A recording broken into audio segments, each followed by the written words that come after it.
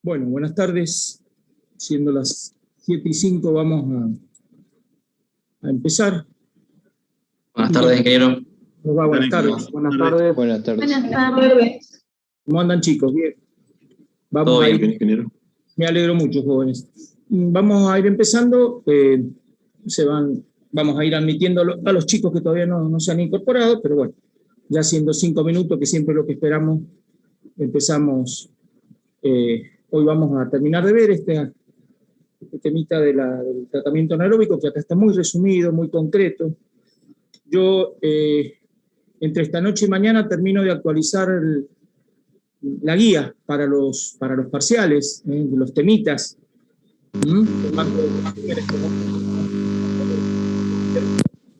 Lunes o martes el ingeniero Gelinaza se los manda, está todo en el drive ahí de la cátedra. Hemos tratado de basarnos más que nada en apuntes. Los libros siempre son una referencia, por supuesto, para completar o entender temas que por ahí queremos nosotros profundizar, pero básicamente sobre apuntes o sobre presentaciones. Hay algunas que están directamente estas presentaciones. Vamos a hacer hablo de la parte teórica, de la parte práctica. Ustedes saben que son los prácticos que corresponden, ¿no? En la medida que tengan la aprobación, por eso va por cuerda separada. Ya les debo haber comentado ayer el ingeniero Gelinaza que hablando con el señor director Tornelo, se quedó en que los parciales de esta asignatura los vamos a tomar a partir de agosto por las razones por todos conocidas, y para evitar, julio es un mes de vacaciones y de mesas, pero básicamente para evitar ahora este fin de cursado de cuatrimestre, problemas, y sobre todo porque la gente de ciencias básicas nos manifestaban, ya tiene prácticamente abarrotada la facultad por la cantidad, digamos, de jóvenes que hay en los primeros años. Ustedes saben que cursan mucho, y bueno, y tienen que estar las separaciones de protocolo, todo por el tema que ustedes conocen mejor que yo. Así que bueno, ya lo han conversado ayer con Gelinaza y con Gil, así que, pero bueno, se los quería comentar. Yo les estoy mandando esta guía en los primeros días de la semana que viene, y bueno, después veremos en detalle cada una de las cuestiones. Ahora terminamos esta presentación digamos, de los tratamientos anaeróbicos. La bibliografía o la guía que yo les estoy armando tiene esta presentación.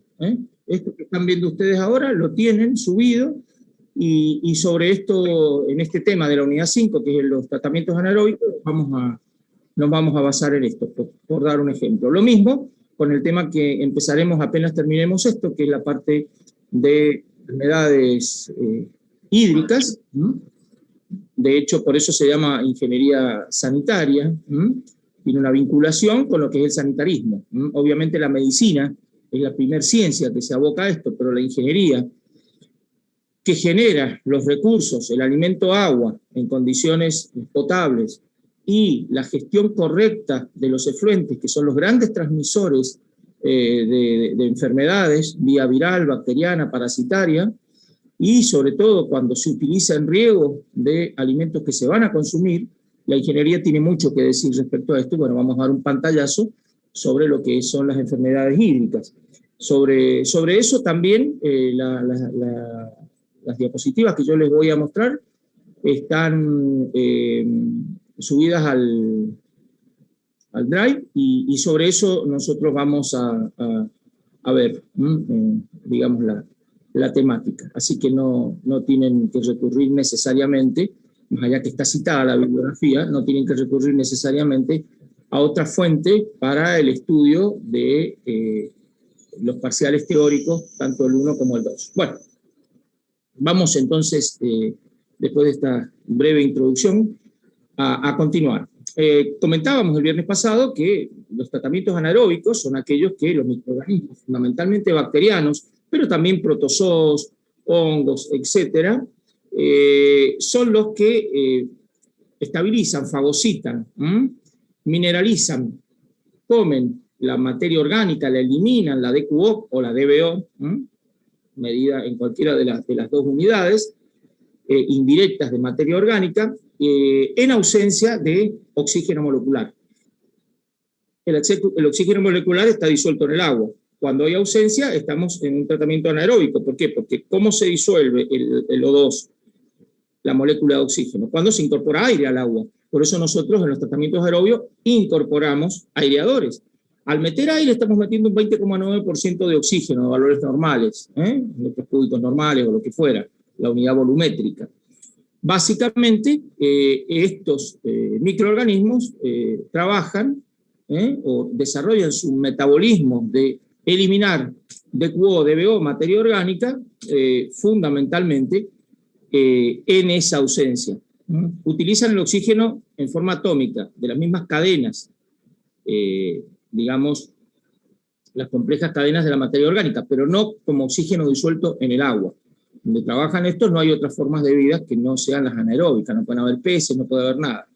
Esto se hace en reactores especiales.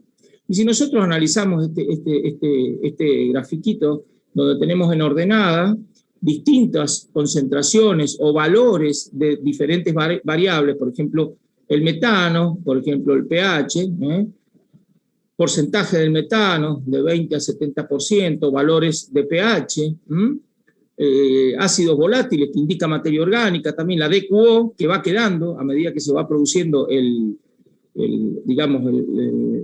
desarrollo de eliminación de materia orgánica por esa fagocitación, por ese metabolismo de las bacterias que están en ausencia de oxígeno molecular. Eso lo tenemos en las ordenadas, y en las abscisas tenemos el tiempo de residencia, o sea, el tiempo que el líquido está en ese reactor que yo calculé, que yo proyecté. Y tenemos las distintas curvas, por ejemplo, la curva de pH, es esta curva punteada, donde vemos que nosotros al comienzo, empieza, el pH desciende, claro, baja por debajo del 6, acuérdense que la primera etapa de los tratamientos anaeróbicos era la hidrólisis, después se formaban ácidos, acidogénesis, acetogénesis, hasta que después se formaba el metano. Cuando empiezan a pasar varios días, estos son días, ¿no es cierto?, empieza el pH a subir, no hasta valores exagerados, fíjense, no más de 7, o alrededor de 7. El metano se forma a partir de la última etapa, cuando ya está varios días, y el metano es un subproducto junto con el dióxido de carbono, con el CO2, que es el que me produce a mí la eliminación de la DQO o de la DBO, porque todo el carbono que tiene la materia orgánica y que produce esa DBO o DQO, se va en forma gaseosa con el CH4 y con el CO2. Evidentemente, esas etapas metanogénicas que se dan después de varios días, fíjense, empieza a crecer acá a partir de los 5 o 7 días, y empieza ya hasta llegar a valores muy altos de porcentuales, cercanos al 70%, alrededor de los 20 días.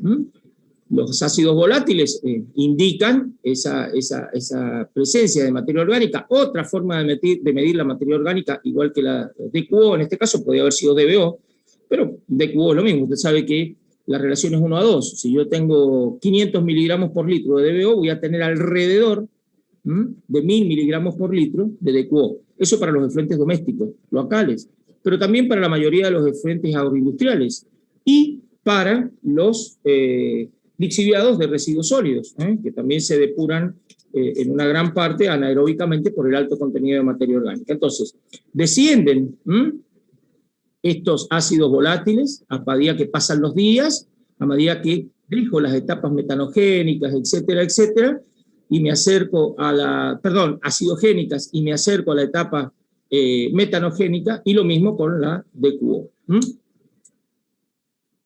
Bueno, el pH comienza a degradarse, después la DQO remanente va desapareciendo, es lo que habíamos comentado recién. Bueno, ¿qué factores intervienen en esta DAN, en esta depuración anaeróbica?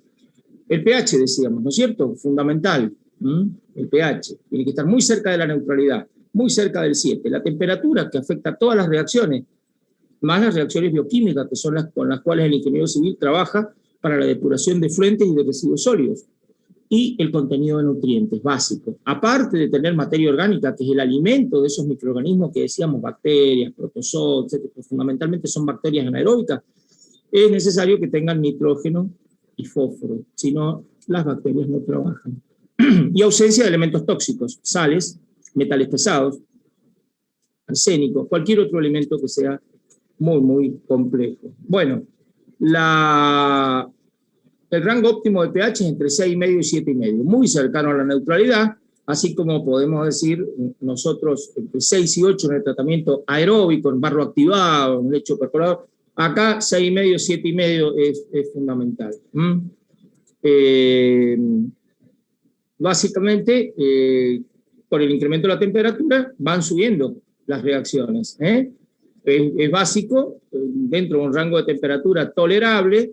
Estas son muy, muy sensibles a lo que son las temperaturas bajas. Por debajo de 15 grados se degradan las enzimas y no se desarrolla una buena acción de degradación anaeróbica. Por eso hay que calefaccionar en caso que estemos en zonas frías o en estaciones del año en las cuales tenemos que hacer este tratamiento y son relativamente frías.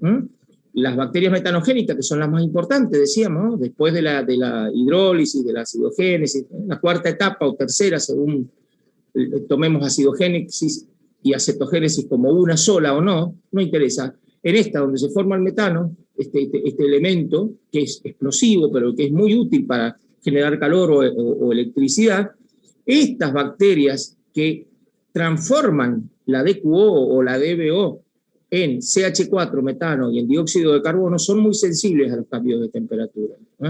Entonces, básicamente, tenemos que tener ese cuidado. Hay 3 rangos de temperaturas, ya lo sabemos, el ciclofílico o criofílico, crío es frío, filo amor, el mesofílico de 20 a 45, es el rango ideal, y el termofílico ya más de 50, pero muy por encima ya el efecto es adverso. Bueno, básicamente, aparte de la fuente de carbono orgánico, o sea, aparte de ese carbono, que es lo que me da a mí el nivel de DQO o de DBO, necesitamos nutrientes, fósforo y nitrógeno, porque si no las bacterias no se desarrollan. Y evidentemente deben estar por encima de las concentraciones óptimas. Nosotros decíamos que en general la relación 100-5-1, o sea, cada 100 partes de DBO, o sea, de carbono medido indirectamente como de banda química oxígena, tienen que haber no menos de 5 partes de nitrógeno total y no menos de 1 parte de fósforo total. 100-5-1. Por lo tanto, la descomposición de materias con alto contenido de carbono es más lenta, pero esta generación de biogás es más prolongado. Los compuestos tóxicos, incluso en bajas concentraciones, afectan a la digestión, disminuyen los niveles de metabolismo. Por supuesto, las bacterias se intoxican igual que nosotros. Y estas bacterias metanogénicas, que son muy sensibles a la temperatura, muy sensibles al pH, también son muy sensibles a esta presencia de compuestos tóxicos. Los nutrientes son una parte fundamental, pero si hay un exceso, también puede ser tóxico. Mucho de algo bueno puede transformarse en malo, dice el viejo axioma, ¿no? Bueno, estos efectos acá se ven notoriamente. Y, evidentemente, hay que evitar a la entrada del reactor, o sea, que no metan otros efluentes que no sean que nosotros estamos, son efluentes cloacales, si son efluentes de una aceitunera, de una bodega, lo que fuera, que no se metan metales pesados, por ejemplo, sales, altos contenidos de cloruros, de sulfatos, sustancias químicas sintéticas, fenoles, etcétera, etcétera, porque esto obstaculiza todo lo que es el proceso. Ahora, ¿qué ventajas tiene el tratamiento anaerobio sobre el aerobio. Aquel que no tiene aire, ¿no?, que es el que estamos analizando ahora, no tiene, por lo tanto, O2, las bacterias no pueden estar vivas, resistir el oxígeno O2 con respecto a aquellos que yo aireo, por ejemplo, el barro activado, etcétera, etcétera, o sea, el que llamamos aerobio. La primera ventaja es que como no hay equipos de aireación, hay un ahorro energético, obviamente. Yo no tengo potencia instalada, no tengo gastos de kilovatios hora para producir movimiento, y con ese movimiento meter aire y que las bacterias de ese aire utilicen el oxígeno para respirar. Hay menos biomasa, o sea, menos lodo. Son las cantidades de bacterias. La tasa de reproducción, la tasa de reproducción es muy baja. Por lo tanto, el lodo comparado con un barro activado, recirculamos y tenemos una gran cantidad de barro, acá no es, digamos, una cuestión prioritaria. Se forma, pero mucho menos, y es más fácil manejar. Pero obviamente, ya vamos a ver, esto también tiene alguna desventaja. Se produce metano, es importante, porque se puede utilizar como combustible para calefaccionar, para generar electricidad, todo depende de la escala, ¿no es cierto?, lo que se produce. Pero, por supuesto, en pequeñas plantas, yo les hablaba siempre de lo que hacen ahí en los Países Bajos, sobre todo Holanda y Dinamarca, la utilización para calefaccionar, zonas frías en invierno, bastante frías, y evidentemente con estos tratamientos que están muy, muy en boga, en esas zonas, utilizan esa formación de metano para ahorrar la calefacción, y a veces iluminan las luminarias de esas plantas con eso. Pero cuando ya es a gran escala, por ejemplo, en vertederos de residuos sólidos, donde se produce mucho metano, ya se puede generar electricidad, como intentaron hacer acá en el Valle de Uco con los reactores anaeróbicos que evitamos hace bastante ya, de residuos sólidos ahí en la zona de Capí, San Carlos. Bueno, ¿qué desventajas tiene el anaeróbico respecto al aeróbico? Bueno, necesitamos mayores tiempos de residencia. Claro, si nosotros en un barro activado estamos 18 horas, 24 horas, 12 horas, con el líquido retenido en el reactor, acá necesitamos más tiempo. Obviamente necesitamos más volumen de reactor. Obviamente, para un mismo caudal, aumentar los tiempos implica mayores volúmenes de residencia. Bueno, fundamentalmente se producen malos olores, obvio, se produce sulfuro de hidrógeno, así como cuando nosotros los contenidos de azufre que vienen en un efluente, con un tratamiento aeróbico, con la incorporación del O2, pasamos a SO4, o sea, sulfatos, que no son odoríferos. Acá no es un proceso oxidativo el que se produce, es un proceso reductivo. ¿Se acuerdan de química, oxidación, reducción? Acá básicamente esos compuestos de azufre se reducen a sulfuro de hidrógeno, SH2, y a mercaptano, que son los que producen el olor. El olor a la garrafa, en el gas natural que ustedes sienten cuando hay una pérdida, es por los mercaptanos que se le pone para poder captar. Acá básicamente producen eso. Por lo tanto, estas plantas obviamente tienen que, como las lagunas anaeróbicas que veremos en su momento, tienen que tener la precaución de no estar muy expuestas o muy cercanas a las poblaciones por esa generación de olores. Necesitan mayores temperaturas. Y porque estos procesos no soportan menos de 15, 20 grados de temperatura, y entonces cuando sea necesario hay que calefaccionar. A veces el mismo metano se utiliza para combustionar y producir la calefacción del mismo reactor. Muchas plantas, sobre todo en Brasil, las tienen así. Bueno, una de las plantas más elementales es el filtro anaeróbico, donde ingresa el efluente por la parte inferior, tenemos todo un relleno pétreo o sintético, plástico, lo que fuera, ahí se alojan las bacterias, no hay una gota de oxígeno acá, es todo hermético. Va pasando, es como si fuera un filtro percolador, un lecho percolador, del que veíamos que iba cayendo la lluvia de arriba hacia abajo, pero que estaba a la intemperie, ¿no?, rodeado de aire. Acá no, acá está hermético, es el mismo principio, pero estas bacterias, en ausencia de O2, son anaeróbicas. Sale el efluente depurado con menos rendimiento, de abatimiento de DBO, de DQO, que en un tratamiento aerobio, pero aceptable cuando son altas cargas, y por acá salen los gases que hay que disponer o manejar muy bien. Lo mismo acá, podemos tener un malto filtrante, ya no un agregado tan pétreo, tan grueso, sino otro tipo de manto, algunas arenas, ¿no? Algunos como partículas de telgopor o como algún tipo sintético, es exactamente lo mismo y se produce ese procedimiento anaeróbico.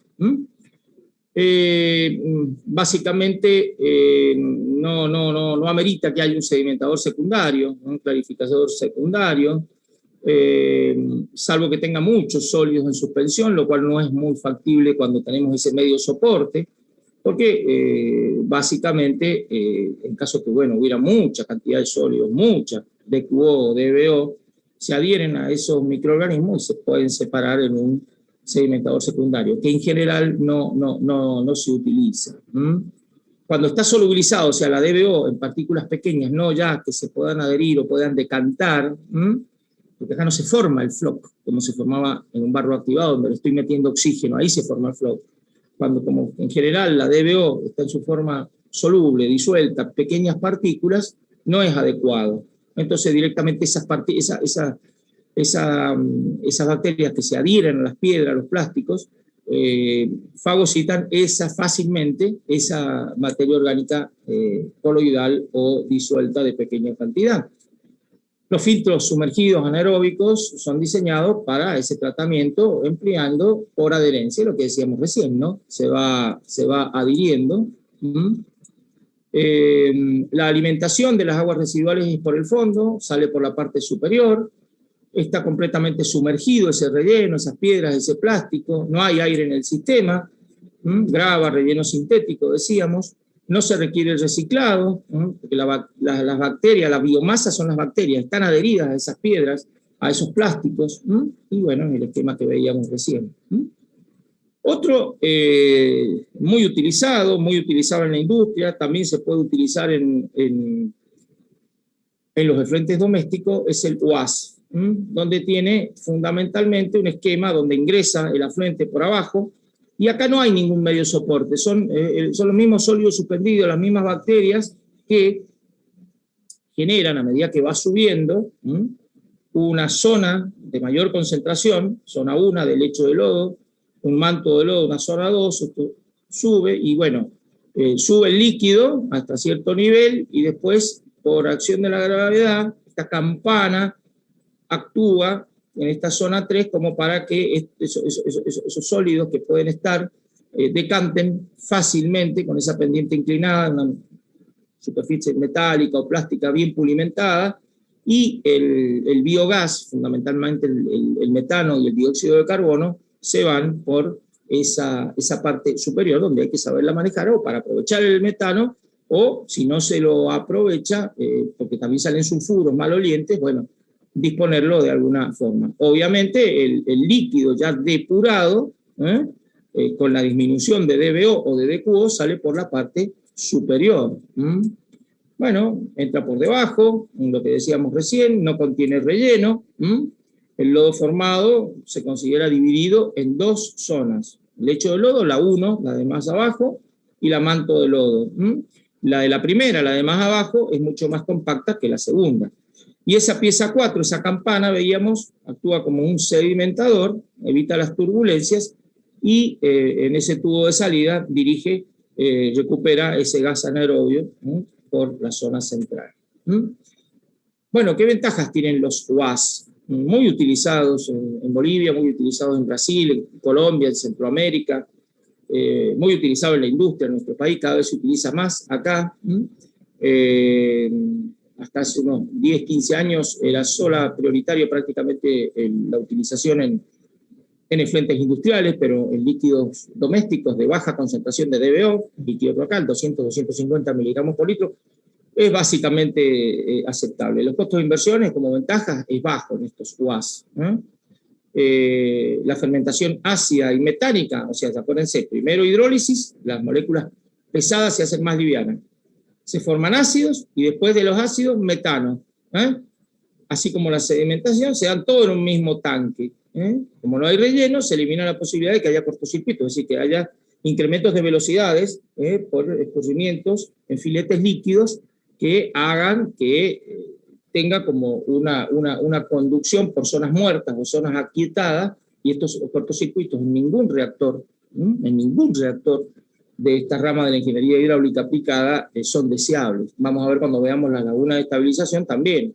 Ustedes comiencen a ver, por ejemplo, el práctico 5, lo vamos a ver en teoría, pero también cuando empiecen a hacer el práctico 5 van a ver que las cañerías de ingreso y egreso de las lagunas no deben estar muy separadas para evitar ese cortocircuitaje, y que idealmente los filetes líquidos tengan un cierto paralelismo. ¿Por qué?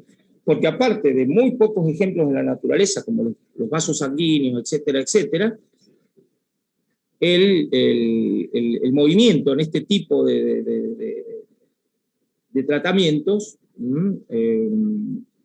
es de muy baja velocidad.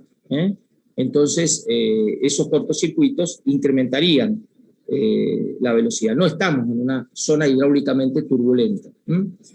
El consumo de potencia es bajo. No, a ver, la potencia no se gasta en alguno de estos reactores para meter aire, obviamente, si es anaeróbico, pero sí, por ejemplo, para producir mezclas.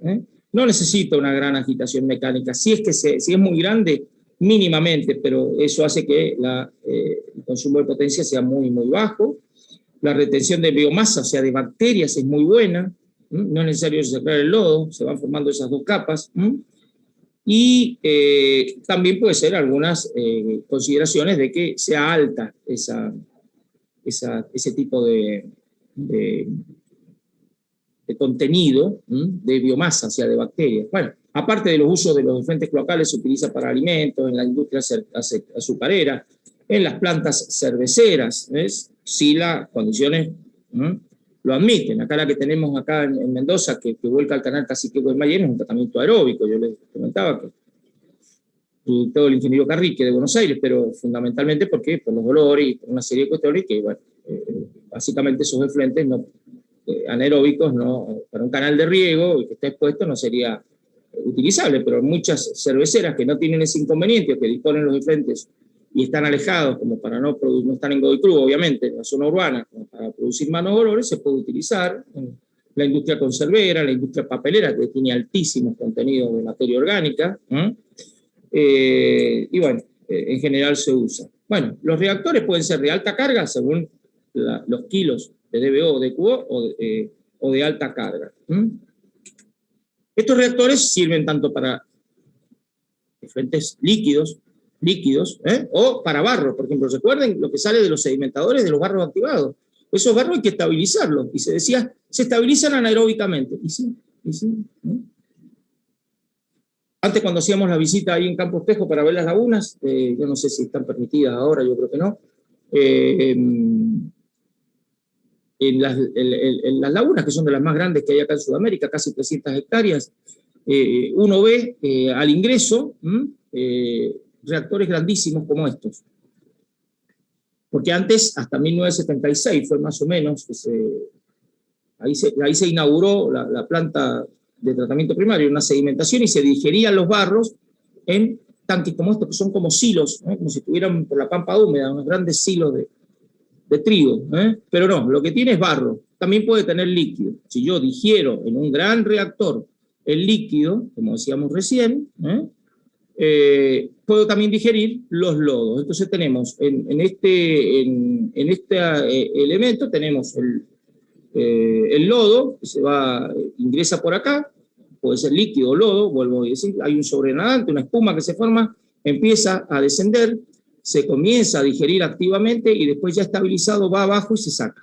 Este ya está estabilizado. ¿Qué significa? Que la materia orgánica está mineralizada.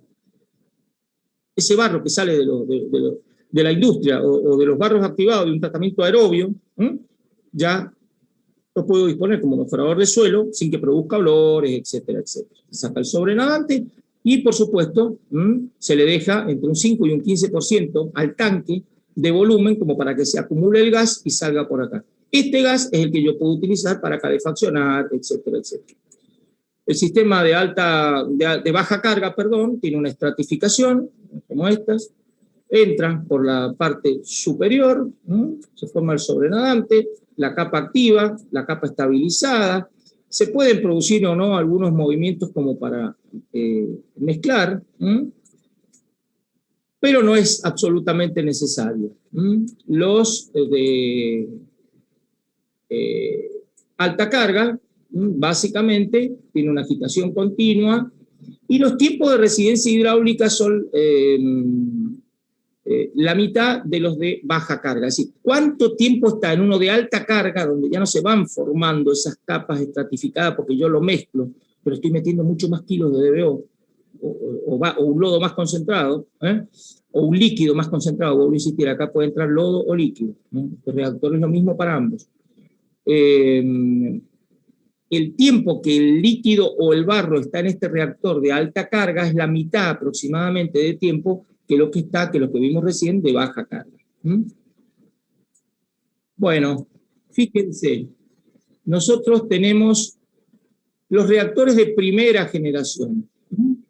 Los reactores de primera generación se denominan así en función de este parámetro básico, donde el tiempo de residencia hidráulica H es igual al tiempo de residencia de sólidos. El tiempo de residencia de sólidos es el tiempo que están en el reactor los microorganismos, la biomasa, las bacterias anaeróbicas, y TRH es el tiempo que es líquido, las moléculas de H2O están metidas ahí. Entonces, cuando son iguales significa que ingresa el efluente y se saca el biogás, pero entra todo junto, mezclado, se tiene un determinado tiempo, o acá se agita, esto no es un aireador, esto es un mezclador, o en este tipo flujo pistón alargado. Entonces, el líquido y las bacterias ingresan, se desarrollan y egresan todas juntas. Vuelvo a insistir, tiempo de residencia hidráulica igual al tiempo de residencia de sólidos. ¿Qué incluyen? Digestores por lotes, discontinuos, que veíamos recién, el de flujo pistón, que es el alargado, el de mezcla completa, que puede no tener relleno, reactor anaeróbico de contacto, esto que vimos recién. Los de segunda generación, básicamente tienen una característica.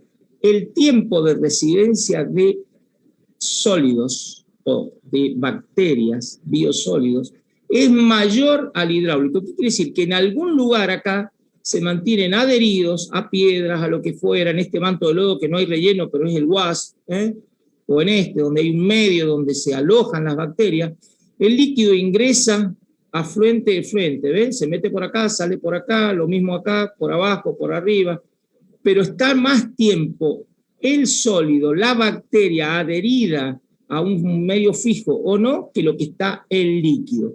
Residencia de sólidos, residencia de líquido hidráulico. Incluye el filtro anaeróbico ascendente-descendente, los reactores de lecho fijo, de lecho fluidizado, etcétera, etcétera. El WAS, etcétera. A veces esos de segunda generación, según sea el material de relleno al cual se adhieren las bacterias, los sólidos, y hacen que estén más tiempo que el líquido, TRS mayor TRH, cuando son más finos, más sofisticados, más pormenorizado el diseño en cuanto a que se adhieran esas bacterias o no, se puede llamar al de segunda generación, tercera generación, porque es una evolución posterior. Pero en general lo que divide es, eso, si esas residencias hidráulicas y de sólidos son iguales, es primera. Y si es mayor la de sólido, es segunda generación. Según el relleno más o menos sofisticado, ese de segunda generación se puede llamar de tercera generación porque se ha desarrollado hace menos tiempo. Entonces, los reactores tienen una agitación para mezclar los líquidos, no para meter aire, obvio, si es un tratamiento anaeróbico. Mezcladores metálicos, se puede recircular el gas, los fangos, y fundamentalmente hay que tener en cuenta los rangos de temperatura. Decíamos que los ciclofílicos, menos de 15, 20 grados, no funcionan. Lo ideal es el mesofílico de 30 y pico grados, y el termofílico todavía andaría mejor. ¿Qué producción de gas? Los valores que se dan, de 1 a 5 metros cúbicos de biogás por metro cúbico de volumen del digestor. Eso es lo que generalmente se produce. Entonces yo digo, bueno, yo voy a producir un reactor, tengo tantos kilos de cubo, voy a reducir tanto. ¿Cuánto puedo producir de biogás en general, donde tengo un gran contenido de CH4, un gran contenido de CO2? 45, 55, ¿no? Más o menos esos porcentajes, y algunos porcentajes muy pequeños de otros gases, fundamentalmente los de los malos olores, pero no se utilizan para nada, mercaptano, sulfuro de hidrógeno, SH2, pero yo tengo que diseñar, ver la temperatura de operación y el tipo de residuo. Entonces, a grandes rasgos se efectúa el diseño. Tengo que tener variables o parámetros de diseño. La residencia hidráulica en día, por supuesto, yo tengo un caudal medio, o caudal con pic, con alfas, y evidentemente sé que debo estar un determinado número de días, debo diseñar un volumen para que el líquido esté, ya sea primera o segunda generación, esa cantidad de días mínimos que a mí me establece la pauta de cálculo. Los sólidos volátiles, materia orgánica, el tiempo de residencia de sólidos, cuánto tiempo va a estar, cuánto tiempo va a estar este y cuánto tiempo va a estar esto. Entonces será primera o segunda generación según esta relación, como decíamos recién. ¿Necesitamos o no sistema de calefacción? ¿Estamos en una latitud templada, cálida, o en algunos meses invernales vamos a tener que calefaccionar para que no baje de 15 grados? ¿Necesitamos o no agitar, mezclar? A veces sí, a veces no. ¿Cómo está configurado el tanque? La forma. ¿Qué tasa de producción de biogás y qué tasa de producción de sólidos que yo tengo que ir sacando? Si bien es muy baja, pero algo se produce, de barro, de lodo, anaeróbico, sale de la planta. Entonces, básicamente, el tiempo de residencia de sólidas se establece con la relación o el cociente entre la masa de sólidos en el tanque dividido la masa de eliminación de sólidos. O sea, ¿cuántos microorganismos estimados se generan los sólidos? Se saca de tablas. ¿Y cuánto yo voy sacando por día? Mínimo, no es como un barro activado que saco mucho. Bueno, esa relación es el tiempo de residencia de sólidos. El tiempo de residencia hidráulico, el volumen de trabajo sobre la tasa de eliminación de fango o de líquido. Y la carga de sólidos volátiles que yo añado diariamente, o sea, que vienen con el lodo o que vienen con el líquido que voy a tratar anaeróbicamente, y el volumen de trabajo de ese digestor. Y se sacan de tabla los valores. Generalmente un porcentaje de 65% de metano, etcétera, etcétera, comparado con otro filtro percolador, barro activado que tiene mínimo. No produce metano, pero produce otros elementos, otros gases. El calor que necesito para elevar la temperatura. A ver, no es cuestión de que yo fundamentalmente diga, bueno, tengo que aumentar la temperatura, mantener tantos grados, sí, pero ¿qué cantidad de calor para que esté en una condición mesófila? ¿Y cuánto tengo que incorporar? Bueno, hay una expresión donde el calor necesario H está en función, estos son ilustrativos, demostrativos nada más para que sepan que existe, son de muy fácil cálculo estos, ¿no? Después hay que adaptar el funcionamiento, poner a punto esto es un verdadero dolor de cabeza. Si es un dolor de cabeza, un barro activado, esto es peor.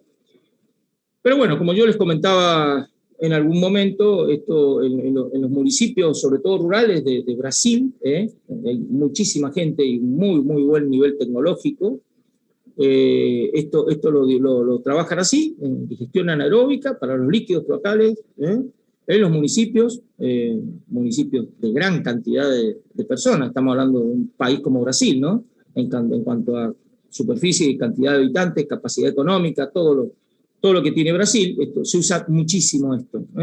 Inclusive han venido ingenieras muy buenas, tuve oportunidad de hacer cursos con ellas hace muchos años, ingenieras brasileras que se especializaban en esto para los barrios, ¿no? Los conglomerados rurales, y realmente diseñan fácilmente unas plantas de excelente funcionamiento y encima aprovechan el metano. Entonces, ¿qué tienen en cuenta estos parámetros? Colombia también, yo les comentaba recién, por nombrar acá. En Europa hay bastante, pero bueno, por ahí está un poco alejado de nuestra realidad. Acá se trabaja bastante. El caudal del barro, la diferencia de temperatura, el área del digestor, bueno, con todos estos parámetros yo puedo calcular el calor necesario. ¿Y qué volumen? Bueno, el volumen también está dado por una expresión analítica empírica, donde lo que me interesa es que veamos los factores, nada más. La fórmula no están ni para memorizar, ni mucho menos, la fórmula están para copiarla. Lo que sí el ingeniero tiene que interpretarla, ¿no? Eso es fundamental, porque si no, no sería un profesional. sería un aficionado que utiliza un soft o lo que fuera, copia y cuando tiene el más mínimo problema no sabe, se ahoga. Pero básicamente, fíjense, son expresiones muy sencillas, ¿no? La ingeniería sanitaria tiene expresiones muy, muy sencillas desde el punto de vista matemático. El tema es la interpretación y llegar a los valores adecuados. El volumen inicial del fango, el final, tiempos de retención, fango o líquido. Bueno, la producción de metano va a depender del tipo de residuo, obviamente. Yo les decía que cuando quieren generar más metano, en zona, ahí en el norte de Europa, por ejemplo, acondicionan, traen purines, guano de cerdos, para aumentar la cantidad de materia orgánica, mejoran cuando necesitan más metano, en los inviernos más rigurosos, y por ahí mezclan. O si no, directamente, residuos, si es residuo, digamos, orgánico de residuo sólido, de basura, o es directamente de una industria, o es el residuo cloacal, que tiene menos rendimiento, pero produce. ¿Qué tipo de reactor? La temperatura y el contenido de sólido. De eso depende la producción de metano. Y los reactores de mezcla completa que hemos visto recién, bueno, estas expresiones de los reactores, del cálculo de reactor, el ingeniero de origen griego de la Universidad de Ingeniería Civil, de la Universidad de Camp Davis, el ingeniero Jovanovus, el autor de tantos libros de tratamiento de fluentes y de residuos sólidos, estuvo en Buenos Aires dando cursos, da una fórmula en 1987 donde te dice cuánto metano puedo llegar a producir, una de las fórmulas empíricas más validadas que existen en el mundo. Entonces, esta masa o cantidad o tasa de producción de CH4 depende de esta expresión, del número de fracción molar biodegradable de la DBO, el caudal, del barro o del líquido que voy a digerir anaeróbicamente, carga, tasa de crecimiento, volumen, etcétera, etcétera. Y bueno, los tanques pueden ser cilíndricos, generalmente de acero por la agresividad, y tiene que ser un acero, si es inoxidable, mejor, como se ven en Colombia, en Ecuador, en México, o si no, muy bien aislados, porque esto es muy corrosivo, o si no, con algún material plástico resistente, diámetros, cilindros bastante grandes, y bueno, esto se puede descargar al mar, a los ríos, a los lagos, agua subterránea, o reuso en riego, que es lo que nos utilizamos obligadamente en nuestra provincia. Ingeniero. Sí, señorita. Disculpe, creo que se le ha congelado la imagen porque a mí me está pasando que no estoy viendo y los chicos en el chat también pusieron. Gracias por avisarme. De nada. Gracias por avisarme, lo vamos ya mismo a intentar corregir.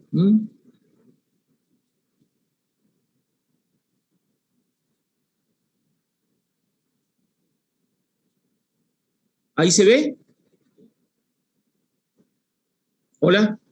Es como que se ha congelado la imagen. A mí Es la no. misma, es la misma. ¿Es la misma? Sí, estamos en la parte de producción de gas, valor, o sea, la que... Las expresiones. Claro, que quedó ahí nomás. No, nunca vimos las imágenes, nunca vimos lo que siguió pasando.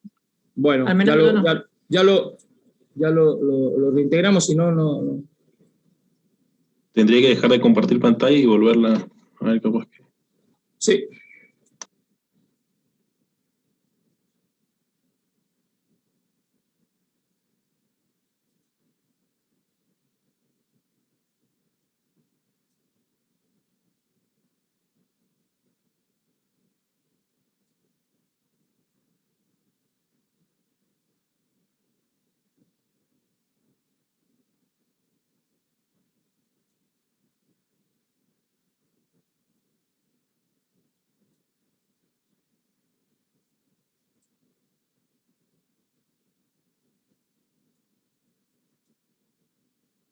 ¿Ahí se ve? Sí, profe, ahí sí. Sí, Bueno, ahí sí. bueno, perfecto. Entonces, volvamos un par de diapositivas atrás, las residencias. Esa sí creo que la habían visto. La de sólidos, la de hidráulica,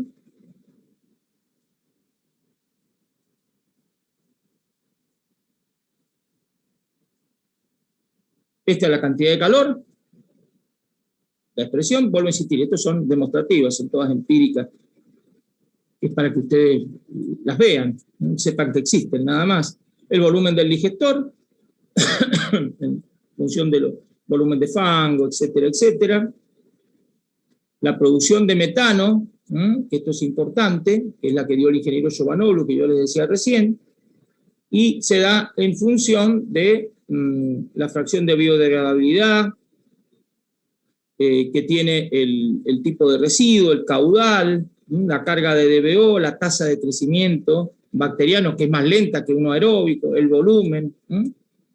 Bueno, los tipos de reactores generalmente son cilíndricos, de acero, anticorrosivos, pueden variar de 5 a 50 metros los diámetros, realmente son monstruos esos silos, sobre todo en industrias, ¿no?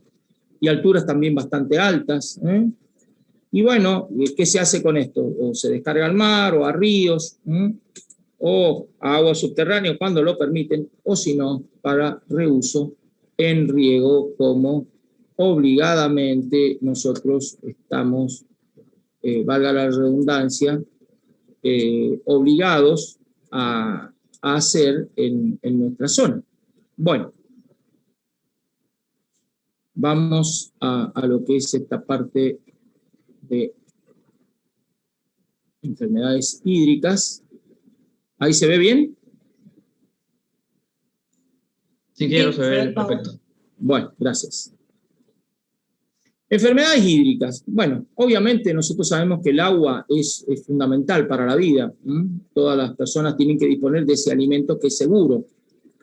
Eso básicamente ya lo hemos visto cuando vimos la introducción a lo que es el agua potable. Y esas enfermedades básicamente son agentes bacterianos o agentes químicos que producen enfermedades, y a veces el agua no en sí misma, pero son fuente para que ciertos vectores, mosquitos, etcétera, etcétera, relacionados con el agua transmitan enfermedades. No es un tema que nos atañe tanto. Básicamente hay enfermedades que se dan por la escasez de agua. Eso evidentemente es un gran problema. Cuando no hay agua dulce, un saneamiento deficiente, se producen dermatitis, etcétera, otro tipo de enfermedades. Pero bueno, vamos nosotros a las enfermedades de tipo bacteriana, enfermedades hídricas producidas por bacterias. Estas básicamente cuando nosotros ingerimos ese alimento, que es el agua potable, según el Código Alimentario Argentino, que no es aséptico, que no es un alimento seguro, y vienen bacterias patógenas que producen enfermedades, se producen este tipo de problemas. Generalmente, estos patógenos bacterianos se desarrollan a nivel del tracto intestinal o gastrointestinal. Y evidentemente ese patógeno, esa bacteria, ese microorganismo que produce enfermedad, la desarrolla. Generalmente después de 12 a 18 horas se produce todo lo que es esa ingesta de agua contaminada, se produce todo lo que es el desarrollo. Las enfermedades bacterianas son enfermedades de transmisión hídrica muy, muy frecuentes. Y veamos algunas. La salmonela, por ejemplo, es una enfermedad que tiene para TIFI la designación tipo A, B, C, enterobacterias con este tipo de fórmula a microscopio. La sintomatología son cefaleas, malestares generales, manchas rosáceas en el tronco. Es raro que sea fatal, por supuesto depende de la vulnerabilidad de la franja etaria a la cual esté y del contenido, o sea, la cantidad de bacterias que se alojen en el huésped humano, pero evidentemente son aguas que tienen desgraciadamente muchos lugares, aguas no seguras, y que la ingieren porque no tienen desgraciadamente otra fuente. Eso se puede transmitir no solo por el agua, sino también por alimentos contaminados. Eso también obviamente es muy conocido. por las heces, por la orina de personas que están infectadas, por supuesto van programando. Hay algunos individuos que son asintomáticos y diseminan la enfermedad. Ingeniero, disculpe, Sí. se volvió a... Me quedó en una filmina. Dios mío. ¿Ahí? ¿Ahí o no? No, ingeniero, quedó congelado otra vez. Me parece que va a tener que ser lo mismo que recién. Vamos a tener que para hacerlo compartir. lo mismo. Discúlpenme, realmente no sé por qué pasa todo esto, pero bueno. No hay problema, ingeniero.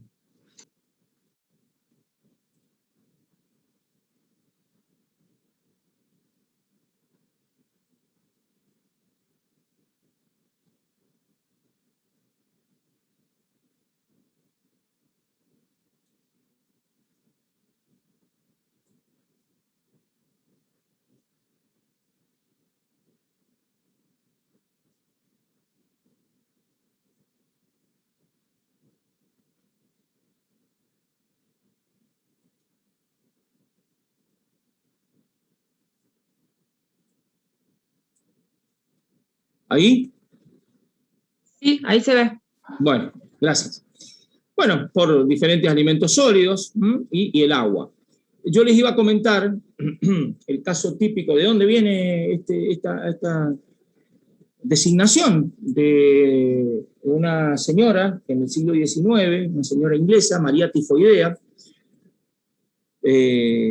había emigrado a la parte este de Estados Unidos, era cocinera la señora, y era tenía esta bacteria, pero era asintomática.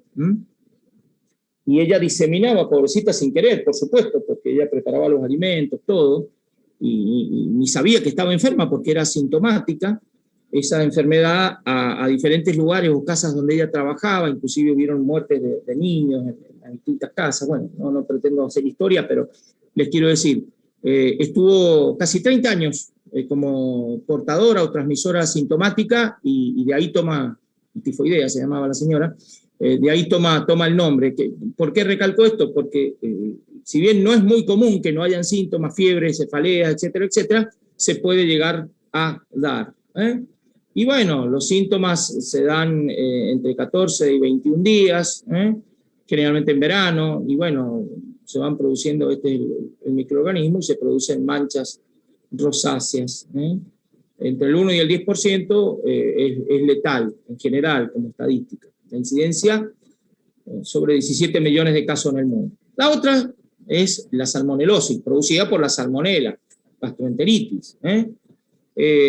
Produce náuseas, vómitos, retorcijones, abdominales, diarrea. Bueno, todos estos, entre 2 y 36 horas, se va desarrollando esto. Hay muchos tipos o serotipos de patógenos en los animales, se puede alojar. Y bueno, digamos, el boom fue a partir de la década del 80, y esa Salmonella typhi es la que producía grandes enfermedades. La otra es la Shigella, otra forma, parecen salchichas, ven a microscopio esta bacteria.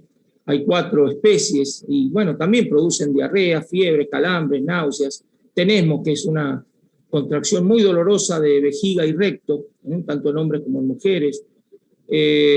Convulsiones en niños de corta edad, moco, pus en las heces.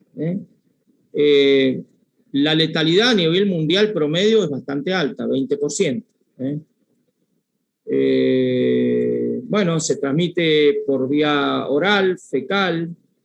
Las dosis infectivas, desgraciadamente, son muy altas, muy bajas. Entre 10 y 100 bacterias ya causan la infección. Cuando hay un agua contaminada, un alimento contaminado, fundamentalmente hablemos de agua, alimento-agua, en muy pocos gramos o microgramos tenemos 10 bacterias, así que es complicado. Sobrevive bien cuando hay temperaturas bajas, otro inconveniente, altas humedades, y aún en pHs relativamente ácidos, pHs bajos. Produce lacrimación, sequedad de la boca, ciertos pliegues y manchas, y por último ya la etapa de postración, y bueno, cuando el caso es muy agudo sobreviene la muerte. El cólera también es una patología que muy, entre comillas, famosa, se vio mucho en el siglo XIX, sobre todo en la India y en otros lugares.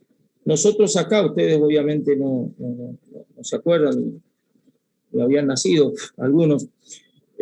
Acá en el 92, 93 se desarrolló una pandemia que venía del Perú,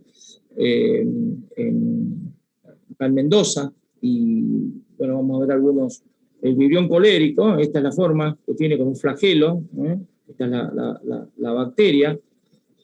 Vive en el agua, en mariscos y en el plancton, microalgas, zooplancton, pero básicamente está en el agua.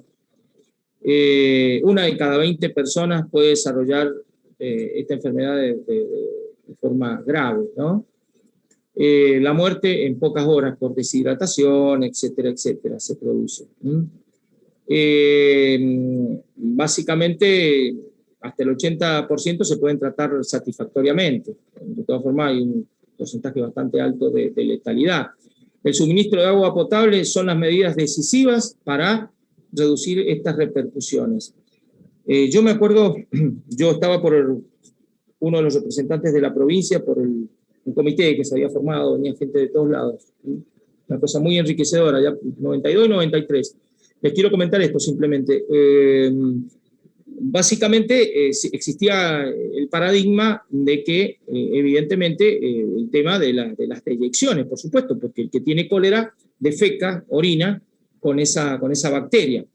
Y se lo ponía predominantemente con respecto, los dos son importantes, pero se creía que lo más importante era el tema del manejo de los efluentes, como por ahí en algunos países uno ve, por ahí películas, qué sé yo, que andan los líquidos cloacales así por la calle, por arroyitos, por acequias, qué sé yo, no están conducidas, no están depuradas, por encima de lo que es la potabilidad. Y resulta que estos expertos nos ilustraban, vino gente de todos lados, por supuesto de Perú, de todo, pero también recuerdo mucho gente suiza que uno dice, pues no tienen ninguna, sí, bueno, pero tienen los expertos, tienen unas universidades igual que italianos, etcétera, etcétera. Y evidentemente el paradigma no era el saneamiento de los líquidos cloacales, por supuesto que es importante, pero más importante es el agua potable. Y me acuerdo que a partir de ahí se hicieron rutinas de medición, sobre todo en canales de riego, sobre todo porque por ahí poblaciones golondrinas, en época de cosecha, etcétera, etcétera, que traían esa patología, entonces iban a dar por ahí los desechos, se contaminaban en los canales de riego, y de los canales de riego por ahí se manda potabilización, etcétera, etcétera. Se encaró, en ese momento, Obras Sanitarias Mendoza, del Estado, con una idoneidad profesional y de laboratorio altísima, se desarrolló toda la secuencia de mediciones en canillas, etcétera, etcétera, pero sobre todo en canales de riego. Hubo un ingeniero, no lo voy a nombrar, fue profesor en la Tecnológica hasta hace un tiempo, es el director de la maestría de Ingeniería Ambiental en la de Cuyo, que trabajaba en el laboratorio y desarrolló toda una mecánica, un protocolo de mediciones de cólera en canales, en acequias, etcétera, etcétera. El famoso doctor Calderón, de Obras Sanitarias de la Nación, un referente a nivel mundial, escribió en uno de sus libros que Mendoza era el desarrollo y las técnicas de medición y las rutinas y los protocolos de medición estaban entre los mejores del mundo. Y eso se debe a este ingeniero. Se llama Fuentes, no tengo problema en nombrarlo porque evidentemente para algo. Les quiero decir, Mendoza trabajó muy bien, muy bien. Y en Sudamérica consultaban muchas veces las decisiones que se tomaban acá. ¿Por qué les digo esto? Porque esto fue bastante complicado. El tema de vacunación es un medio adicional. Nunca se debe reemplazar a las medidas de potabilización y de alguna forma de hidratación, con soluciones salinas, porque realmente te vas en horas por deshidratación, por la colitis. Es muy complejo, diarrea frecuente, rápida deshidratación, calambres musculares, entumecimiento de piernas, y bueno, se aloja en el intestino la persona infectada, que toma porque pobres no tienen otra fuente de aguas, de cursos de agua dulce, que están contaminados, o alimentos, pero fundamentalmente de agua dulce, y bueno, es muy difícil de persona a persona, pero el agua desgraciadamente lo transmite. Fíjense, de los casos confirmados, el mayor porcentaje es entre 15 y 64 años, y fíjense actualmente las áreas más graves, rojas, algunas zonas de África, la India, desgraciadamente sigue con ese tema, y otras. Pero básicamente, cuando se desarrolla esta epidemia en Latinoamérica, fíjense, toda esta costa llegó en 91, pero acá, entre 92 y 93, en la Argentina. Ahí fue donde se desarrollaron los principales casos. Y bueno, habían rebrotes, fue una época bastante complicada, ¿no? Se trata fácilmente, se puede tratar hasta el 80%, ya lo decíamos recién, y bueno, en la actualidad ningún país exige vacunación anticolérica para permitir la entrada a su territorio, porque tampoco es tan eficaz el tema de la vacuna con el cólera. Y la cuarentena y la prohibición de desplazamiento son innecesarias, se demostró en ese momento, la OMS lo determinó. Básicamente es un problema de desarrollo económico, sistemas de canalización y potabilización de agua, letrinas, que está en primer lugar, fíjense, letrinas, eliminación de aguas residuales, en segundo lugar, regado de huertas con aguas que no estén contaminadas, y capacitación y difusión. En el hogar, por supuesto, higiene de los alimentos, higiene personal, lavado de manos, y correcta preparación y cocción de los alimentos, porque evidentemente, como toda bacteria, las temperaturas las eliminan. También se producen por transmisión hídrica, no solo enfermedades por bacterias, sino también por virus.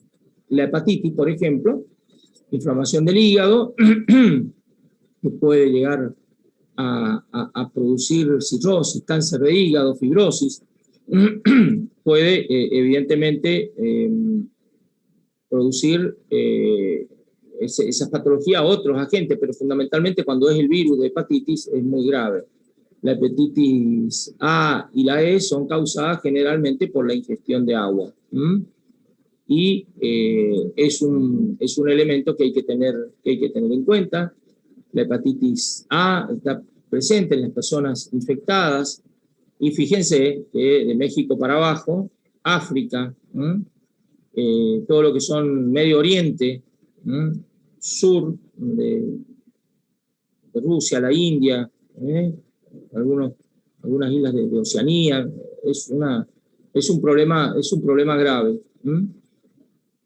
La hepatitis E también se transmite por el consumo de agua o alimentos, generan epidemias, y es un tema que hay que tener en cuenta. Bueno, básicamente las manifestaciones clínicas son lesiones hepáticas agudas, por supuesto, afecta el hígado, hepatitis víricas, y estas tienen un periodo de incubación relativamente alto. Por ejemplo, para el virus hepatitis A y E, que se transmiten por agua, entre 15 y 30 días. Los virus B, C y D pueden llegar hasta 3 meses. Alguna sintomatología, las moscas pueden ser vectores de transmisión, desgraciadamente, de estos virus, todo el problema de los ojos, todo el problema a nivel de dermis, y bueno, lo que es un hígado sano y un hígado enfermo por esa enfermedad. La poliomielitis, ya bastante erradicada por las vacunas, etcétera, etcétera, pero en muchas zonas es un problema, y ese virus se transmite por el agua, ¿no? Va del sistema nervioso, se transmite de persona a persona, generalmente vía fecal, o por el agua, o por los alimentos que están contaminados, o que han sido irrigados con aguas que tienen esos virus. Miren, una de cada 200 infecciones produce una parálisis irreversible, generalmente en las piernas.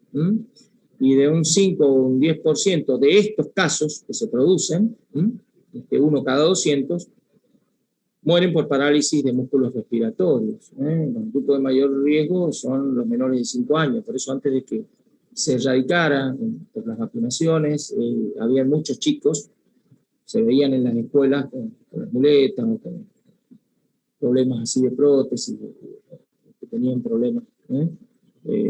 Era muy común verlo antes, ahora, Dios gracias, no es así, es muy contagioso, se propaga de persona a persona.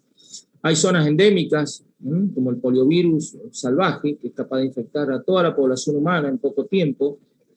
El tiempo entre la primera exposición y los primeros síntomas, decimos que demora varios días, y eso es un inconveniente. Los aspectos básicos es molestia general, dolor de cabeza, garganta enrojecida, fiebre, dolor de garganta, vómitos, y se van produciendo todas estas patologías. Bueno, hay que controlar los síntomas, bueno, todo esto con antibióticos, analgésicos, fisioterapia, y se producen bastantes problemas, sobre todo en niños, que van quedando prácticamente con problemas de motricidad bastante graves. Y fundamentalmente hay en muchos lugares, porque afecta al sistema nervioso central. La falta de uno de los principales riesgos es la falta de vacunas, de inmunización. Bueno, dejemos la parte de seres vivos que producen enfermedad, ya como para ir culminando. Hablemos de otros elementos que producen enfermedad a partir del agua. Ya no bacterias, virus, sino de elementos químicos. Por ejemplo, el arsénico. El hidroarsenicismo endémico, crónico, es un problema. En nuestro país hay muchas zonas con arsénico, sobre todo a partir de la cuenca de los reservorios de agua subterránea. Se producen riesgos de producirse enfermedades cardiovasculares, cánceres, enfermedades dermatológicas. Predominantemente se da en las zonas rurales, donde no hay acceso a redes de agua potable. Y bueno, el tema con su estado de oxidación 33, el AS, el arsénico, es complicado. Está geológicamente, de hecho, nosotros tenemos acá en la cuenca noreste, cuenca norte de Córdoba, noreste de la provincia, me refiero, ¿no? Sur de San Juan también, sur de Santiago del Estero, de Tucumán, algo en La Pampa, pero con tenores muy, muy altos, acá en determinadas zonas de la valle, en las aguas subterráneas. Y bueno, ¿por qué? También a veces lo vuelcan a causas naturales porque lo utilizan las industrias, sin eliminarlo de sus corrientes, de sus efluentes. ¿Por qué? Porque se usa como preservante de la madera, se usa en electrónica, en la fabricación del vidrio, de insecticidas, de herbicidas, de venenos. Tanto en aguas superficiales como subterráneas, proviene de la disolución de materiales, de minerales, básicamente, por eso se llama geológico, pero también a veces se incorpora como efluentes de determinadas corrientes industriales no depuradas. Y bueno, hay un periodo prepatogénico, clínico, etcétera, etcétera, y los valores que están vigentes son de 10 partes por billón de arsénico. Se redujo hace ya 10 años, acá pidieron una licencia, le dieron otros 10 años para seguir manteniendo este valor de 50 partes por billón. Serían miligramos por metro cúbico. Si la parte por millón es miligramos por litro, una parte por billón es máximo 10 miligramos por metro cúbico de agua que yo extraigo del agua subterránea o de un río, etcétera, etcétera, que esté contaminado. Y va produciendo problemas dérmicos. Hay lugares donde están realmente bastante complicados. Fíjense acá. Chaco, Pampa, es una zona bastante complicada. Por supuesto, en los años 70, Bangladesh, Bengala, es muy complicado, se daba junto con la disentería, con el cólera. Y bueno, fíjense, ya hay muchos millones de personas, acá tenemos a nivel país, y acá tenemos ciertos valores, yo le decía, sobre todo la cuenca subterránea noreste de la provincia. Algunos distritos, San Miguel, Forzudo, etcétera, etcétera, San Juan, y bueno, Córdoba, Tucumán, Santiago del Estero, algo de La Pampa, Chubut, bueno, es diferente. Y hay zonas ya en rojo, cuando tienen mayor de 0,10, entonces, bueno, ya miligramos por litro es ppm, lo otro era ppb, pero bueno, lo mismo, 10, 0,10. Lo que interesa es que se tiene que eliminar, y bueno, básicamente, este arsénico en la Argentina es complicado. Hay lugares que son muy, muy altos, Chaco, algunas zonas de Córdoba también. Cuando se ingiere o se inhala, bueno, los niños son los más susceptibles, evidentemente por los efectos adversos, y produce a nivel de epidermis realmente. Hay otras fotos que yo las he sacado porque son muy, muy tétricas de niños, no tiene sentido, pero ustedes como futuros profesionales, imagínense la responsabilidad que es eliminar en un agua donde tenemos muy presente en nuestros recursos de agua subterránea estas patologías, y bueno, efectos no cancerígenos, pero evidentemente daños gastrointestinales, renales, hepáticos, cardiovasculares, en la sangre, pulmonares, endocrinológicos a nivel de hormonas, de inmunidad, neurológicos, ataca el sistema nervioso. Y también puede producir cáncer de vejiga, de pulmón, de riñón y de próstata.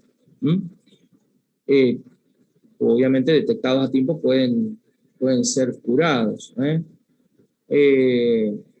Bueno, un proceso de coagulación, filtración, como vieron ustedes en potabilización, puede disminuir los valores, alúmina activada,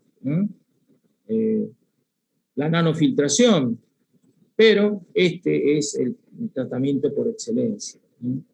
Tanto que ponderamos cuando vimos esta unidad, no solo para este elemento, pero el arsénico es muy grave en nuestro país, en nuestra provincia, en algunas zonas de nuestra provincia, y la ósmosis inversa, que cuando yo tenía la edad de ustedes, era varias veces el costo de un equipo de ósmosis inversa, ya se los dije, en dólares, ¿no? Para que sea comparable todo. Era varias veces el costo de la perforación, ¿no? Ahora vale varios millones una perforación, ¿no? Y era prácticamente inaplicable y era muy difícil de operar. Pero en estos momentos está en la cuarta parte, y con insumos y armados acá, centro del país, en Córdoba, en otros lugares, así que ya no es excusa no utilizar esto. La única excusa, aunque parezca mentira, son por los operadores, los colegas, que no quieren tener estos sistemas, qué sé yo. Yo me acuerdo que hace unos años los ponían en las escuelas y a los pobres celadores que operaran esto, los querían poner. Bueno, de eso a que grupos donde hay ingenieros supuestamente capacitados y no quieran utilizar esto, lo menos que puedo decir es vergonzante, porque, y no es una opinión mía, porque yo lo digo, todo lo que es el sur de la provincia de Buenos Aires, Santa Fe, sur de Santa Fe, son modelos, cómo se trabaja ahí para la eliminación por ósmosis inversa. Acá en la provincia hay varios, acá hay frente, yendo al Chayao, ahí en barrios privados, importantes, tienen estos equipos, donde hay un muchacho que lo opera, es un egresado de la UTN, muy buen alumno, que hace varios años egresó, lo manejan perfectamente, no hay ningún problema. Si no, intercambio iónico, ¿no? Con resinas.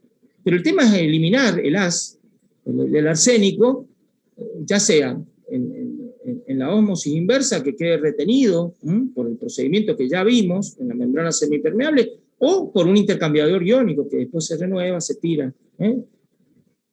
También se puede ablandar con cal, pero esto evidentemente son paliativos, ¿no?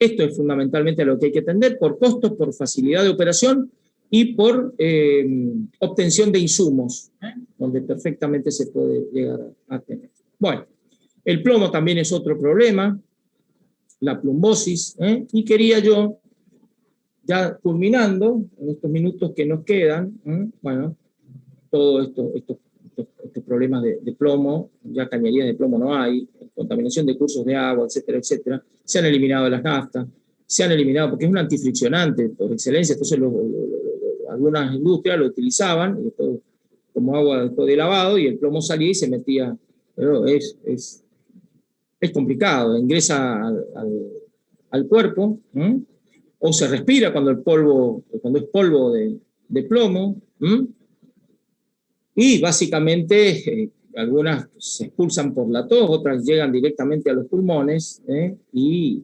básicamente produce daño en el cerebro, en el riñón. Es un metal pesado, es como el mercurio, etcétera, etcétera. Y bueno, se puede de alguna forma limitar con filtrado de arena o con ósmosis inversa, que ya lo hemos visto. Digamos 2 palabras de los parásitos, porque hemos hablado de que en cumplimiento de las normas de la Organización Mundial de la Salud, nosotros debemos, sobre todo porque tenemos mediciones, debemos tener menos de un huevo por litro. Y nosotros tenemos 25, 30, 20, datos oficiales de ISAM, del gobierno provincial, nadie lo puede discutir. Laboratorio oficial.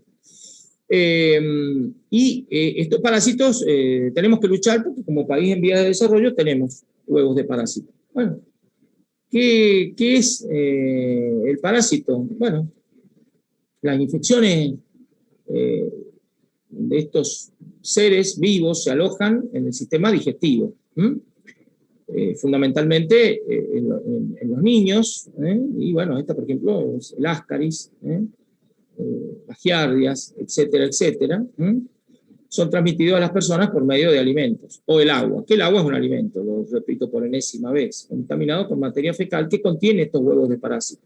El tema es ese. Nosotros tenemos que, por eso ponderábamos tanto las lagunas de estabilización, que es lo que vamos a ver, Dios mediante, próximamente, porque decanta, sedimenta por los altos periodos de retención hidráulica estos huevos de parásitos, y se eliminan. En un barro activado no lo puedo eliminar, porque yo necesito de 8 a 10 días, dice la Organización Mundial de la Salud. A partir de esa reunión de Suiza de 1985 y 1987 en Engelberg, donde los principales sanitaristas médicos, los principales sanitaristas ingenieros del mundo, determinaron que de 8 a 10 días de retención del líquido decantan todos estos parásitos y se acabó. Porque si yo le quiero echar encima algún desinfectante, como tiene un quiste protector, una capa, no le hace nada, no oxida el cloro. Entonces, tengo que separarlo mecánicamente. La mejor separación es una decantación elemental por la ley de Stock, por una retención hidráulica de no menos de 8 días. Si no, tengo que hacerlo pasar por un filtro de arena, lo dijimos en su momento. Estos parásitos producen diarrea, vómitos, dolores abdominales, picaciones anales, sangrado, pérdida de apetito, de peso, desnutrición, anemia y trastornos en el crecimiento. ¿Qué es lo que tenemos que hacer para prevenir? Lavarse, lavar a los niños, educarlos en ese tema, las manos con agua, jabón, consumir agua segura. Si no se cuenta con agua potable o de red, bueno, la lavandina algo ayuda, pero el problema es que no asegura la mortandad, al menos de un huevo por litro cuando yo voy a irrigar. Lavar muy bien frutas, vegetales. Y el agua pareciera ser el factor principal de este tipo de enfermedades parasitarias. Estos protozoarios son transmitidas por vía hídrica y, por supuesto, siempre coadyuvando todo lo que es la educación sanitaria. Entonces, básicamente, todo esto. Y por último ya, el cianuro, que es una sal de esta función química, y que está en la naturaleza, y bueno, puede venir de alimentos, de plantas, de humos, etcétera, etcétera. El cianuro, desgraciadamente también, cuando en las explotaciones mineras a cielo abierto, se utiliza para lixiviar, sobre todo algunos metales nobles, y no se lo depura como corresponde, no se controla, entonces básicamente aparecen restos altos. De eso habló hace varios años, ya no tanto, pero la DETI, la Dirección de Estudios Tecnológicos e Industriales de la Facultad de Ingeniería de la Universidad Nacional de Cuyo, sus laboratorios, etcétera, etcétera, hablaron sobradamente de aparición de estos elementos por lixiviados mineros en provincias aledañas y en otros lugares. No voy a comentar nada porque tampoco tengo autoridad para hacerlo, simplemente es un problema grave y produce efectos a nivel, digamos, de falta de oxígeno, que son el que transportan los glóbulos rojos a través de la sangre a todas las células del cuerpo, y esas anoxias producen problemas en aquellos órganos, corazón y cerebro, que es donde más se consume oxígeno. Por lo tanto, produce parálisis respiratoria, convulsiones, midriasis. El que se envenena, desgraciadamente, con esta sustancia siente una quemazón interna, ahogo, pulsaciones lentas, ritmo cardíaco, obviamente, baja temperatura corporal, labios y caras se tornan azulados, se cae en un coma y se produce la muerte. Bueno, básicamente hay que ver las actualizaciones de las normas, los recintos industriales, cumplimiento de las normas, para que las normas sigan estando en un papel. Bueno, y después hay otras que se transportan chagas, otras que no viene al caso, pero que están en el agua, pero el vector son los mosquitos, las cucarachas, etcétera, etcétera. Simplemente les quería presentar un pantallazo, un panorama de lo más gráficamente posible. Esto mismo lo tienen ustedes como para verlo en el Drive. Estas mismas fotos y gráficos y que pueden parecer infantiles, pero son, para nosotros los técnicos nos llaman mucho la atención de un problema con el cual trabajamos y somos responsables, que es el dotar a la sociedad civil de agua segura, agua potable, en cumplimiento de las normas vigentes. Y lo que iba a decir, no solamente en el tema de lo que es la normativa, la investigación, la actualización, sino en el cumplimiento, en la medición, en el cumplimiento y en la sanción de cuando esto no se está cumpliendo. Bueno, perfecto. Siendo prácticamente el 28 y 29, dejaríamos acá, obviamente.